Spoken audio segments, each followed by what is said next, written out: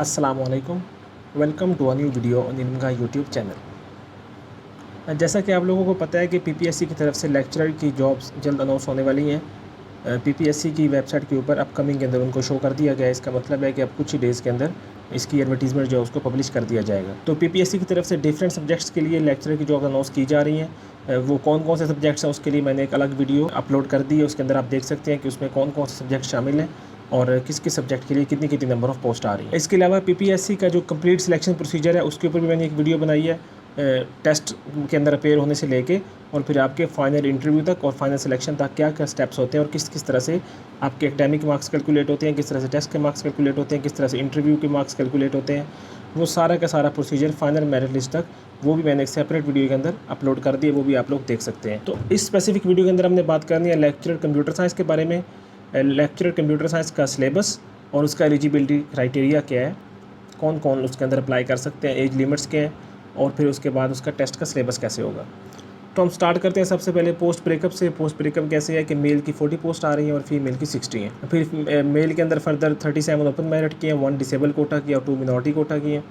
और फीमेल के अंदर जो 60 है उसमें ओपन मेरिट 57 है, डिसेबल की 1 है और मिनॉरिटी की 3 है। तो एलिजिबिलिटी क्राइटेरिया की बात करें तो एकेडमिक क्वालिफिकेशन के अंदर आपको रेलिवेंट सब्जेक्ट के अंदर मास्टर डिग्री चाहिए। कंप्यूटर साइंस सब्जेक्ट के अंदर या इससे रेलिवेंट जितनी भी डोमेन्स है जैसे आईटी या सॉफ्टवेयर इंजीनियरिंग है या कंप्यूटर साइंस खुद है, इंफॉर्मेशन सिस्टम है, इसके अंदर मास्टर डिग्री हो या बीएस ऑनर हो या इसके इक्विवेलेंट कोई क्वालिफिकेशन सेकंड डिवीजन के साथ या ग्रेड सी के साथ एचईसी रिकॉग्नाइज्ड यूनिवर्सिटी से होनी चाहिए।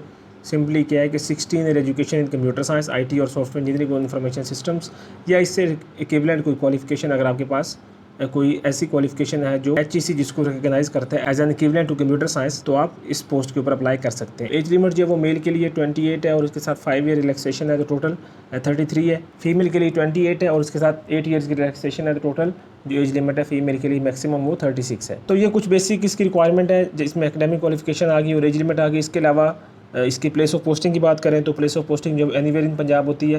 पंजाब के अंदर जितने भी गवर्नमेंट कॉलेजेस हैं मेल के लिए और फीमेल्स के लिए, तो इसी तरह से इनको कैटेगरी वाइज जो प्लेस ऑफ पोस्टिंग है वो भी एनीवेयर इन पंजाब दी जाती है। तो ये ज़रूरी नहीं है कि आपके डिस्ट्रिक्ट के अंदर होगी या आपके सिटी के अंदर होगी, कहीं भी पूरे पंजाब के अंदर जितने भी गवर्नमेंट कॉलेजेस हैं उसके अंदर आपकी पोस्टिंग की जा सकती है। इसके अलावा डोमिसाइल की बात करें तो डेफिनेटली हम पीपीएससी की बात करें तो डोमिसाइल जो है वो पंजाब का होगा। पंजाब डोमिसाइल होल्डर जो है वो उसके ऊपर अप्लाई कर सकते हैं। एक वेरी इंपॉर्टेंट चीज़ जो टेस्ट के रिलेटेड है वो है टेस्ट का सिलेबस।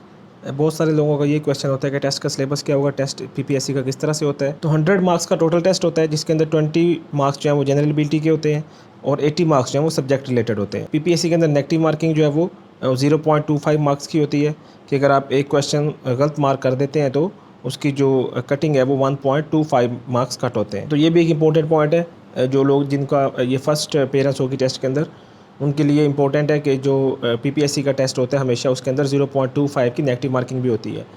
अगर आपने एक क्वेश्चन गलत किया तो आपके 1.25 मार्क्स कट होंगे और अगर आपने छोड़ दिया तो फिर आपका 1 नंबर ही कट होगा, फिर एक्स्ट्रा जो नेगेटिव मार्किंग है वो कट नहीं होगा। 20% जनरल का पार्ट है, 80% सब्जेक्ट का पार्ट है। जनरल पार्ट के अंदर पाकिस्तान स्टडीज़ आ जाती है, जनरल नॉलेज आ जाता है, करंट अफेयर्स आ जाता है, जियोग्राफी, बेसिक मैथमेटिक्स आ जाती है, इंग्लिश आ जाता है, Urdu, everyday science and basic computer studies.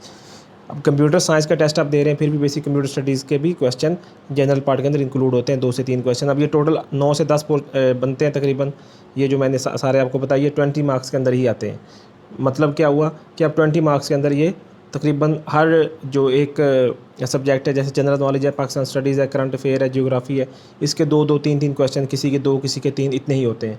Like जैसे उर्दू है, उर्दू के अक्सर 2 क्वेश्चन आ जाते हैं, एवरीडे साइंस के 2 आ जाते हैं, इंग्लिश के 3 से 4 आ जाते हैं, इस तरह से मैथ के 2 या 3 क्वेश्चन आ जाते हैं। तो इन 20 ये जो सारे आपके सामने सब्जेक्ट्स हैं ये सारे के सारे 20 मार्क्स के अंदर इंक्लूड होते हैं। और जो फिर नेक्स्ट 80% है वो सारा का सारा सब्जेक्ट से रिलेटेड होता है। ये ओवरऑल लेक्चरर की पोस्ट जितनी भी आनी है सब के लिए यही पैटर्न है कि 20% जो जनरल नॉलेज का होगा और 80% जो है वो आपके सब्जेक्ट से रिलेटेड होगा। तो यहाँ पे हम कंप्यूटर साइंस की बात कर रहे हैं। एक चीज़ नोट कर लें कि पीपीएससी के अंदर कोई आपको प्री डिफाइंड सिलेबस नहीं दिया जाता। मैं जैसे कि एफपीएससी के अंदर अगर आप लोगों का एक्सपीरियंस है तो एफपीएससी के अंदर पहले से एक प्री डिफाइंड सिलेबस दे दिया जाता है, उसमें कुछ कोर्सेज इंक्लूड कर दिए जाते हैं और उसी के मुताबिक फिर तैयारी करना होती है।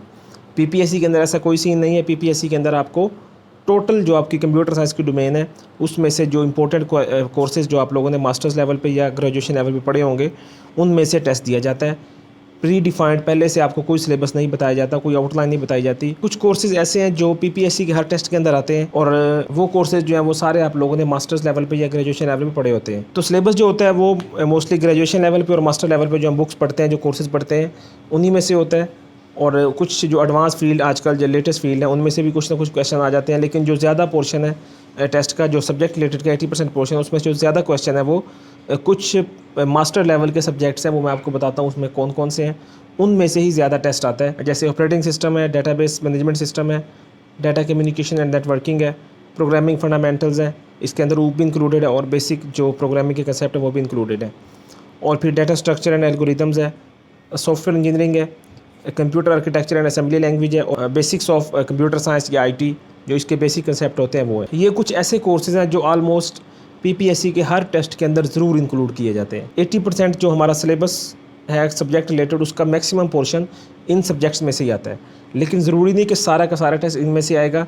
कुछ ऐसे कोर्सेज, कुछ ऐसे कंसेप्ट्स हैं जो इसके अलावा भी टेस्ट के अंदर आते हैं, जिसके अंदर थ्योरी ऑफ ऑटोमेटा है, क्लाउड कंप्यूटिंग हो गई, आर्टिफिशियल इंटेलिजेंस हो गई, प्रोग्रामिंग एंड स्क्रिप्टिंग लैंग्वेजेस जैसे कि सी है, C++ है, पाइथन है, जावा है, PHP है, HTML है, CSS है, जावास्क्रिप्ट है, jQuery है।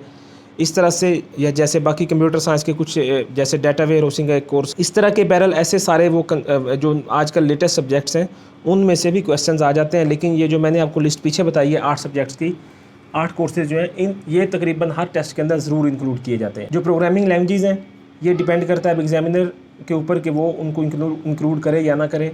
बाज़ औक़ात इंक्लूड होती हैं, किसी टेस्ट में बिल्कुल नहीं आती, किसी में पाइथन आ जाती है, किसी में जावा आ जाती है, किसी में वेब से रिलेटेड लाइक जैसे PHP है, जावास्क्रिप्ट है, HTML है, इसमें से कोई ना कोई क्वेश्चन आ जाते हैं। कभी कभार बिल्कुल बेसिक लेवल के C और C++ के क्वेश्चन आ जाते हैं। ये जो 8 कोर्सेज आपको मैंने पहले बताए हैं, ये आप लोग बहुत अच्छे से तैयार करें। ये सिलेबस जो है वो पीपीएससी की तरफ से आपको कभी नहीं मिलेगा, ना वो पीपीएससी वाले बताते हैं कि टेस्ट का सिलेबस क्या है। तो ये बेसिकली क्या होता है कि जो लोग बार बार टेस्ट में अपेयर होते हैं वो अपने एक्सपीरियंस से कुछ चीज़ें बताते हैं कि टेस्ट के अंदर कौन कौन से कोर्सेज ज़्यादा इंक्लूड हो रहे हैं, और कौन, या पास पेपर कुछ आप देखेंगे तो आपको वहाँ से भी कुछ ट्रेंड नज़र आ जाएगा कि किस किस तरह के कोर्सेज टेस्ट के अंदर आ रहे हैं। तो आप इन कोर्सेज़ को तैयार किस तरह से करना है, इन सारे कोर्सेज़ को आपने ग्रेजुएशन लेवल पे, मास्टर लेवल पे ज़रूर यूनिवर्सिटीज़ के अंदर पढ़ा होगा। वहाँ पे आपको कुछ बुक्स पढ़ाई गई होंगी, वो बुक्स होंगी, कुछ नोट्स होंगे, वो नोट्स और बुक्स को आप लोग देख सकते हैं। इसके अलावा जो HEC की आउटलाइन है उसके अंदर काफ़ी सारी बुक्स बताई गई हैं, वो उन बुक्स को आप फॉलो कर सकते हैं। कुछ ऑनलाइन मटेरियल लाइक जैसे ट्यूटोरियल्स हैं।